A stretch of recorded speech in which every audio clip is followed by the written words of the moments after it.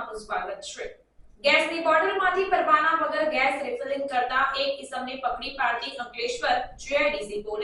police મહાનિરીક્ષક Sandipsinh Vadodara વિભાગ તથા ભરૂચ જિલ્લા પોલીસ અધિક્ષક મયુર ચાવડા, નાયબ પોલીસ અધિક્ષક ડોક્ટર કુશલ ઓઝાનાઓ તરફથી જિલ્લામાં ગેસની બોટલમાંથી અનઅધિકૃત રીતે પરવાના વગર ગેસ રિફિલિંગ કરતા ઇસમો વિરુદ્ધ કાયદેસરની કાર્યવાહી કરવા સૂચના આપેલ, જે અનુસંધાને પોલીસ ઇન્સ્પેક્ટર બીએન સગરના માર્ગદર્શન હેઠળ અંકલેશ્વર જીઆઈડીસી પોલીસ સ્ટાફ દ્વારા બાતમીના આધારે સારંગપુર પદ્માવતી નગર પ્લોટ નંબર 11 જય ભૈરવ કિરાણા સ્ટોર નામની દુકાનમાં ગેસ રિફિલિંગ કરતા એક ઇસમને પકડી પાડી તેની પાસેથી નાની મોટી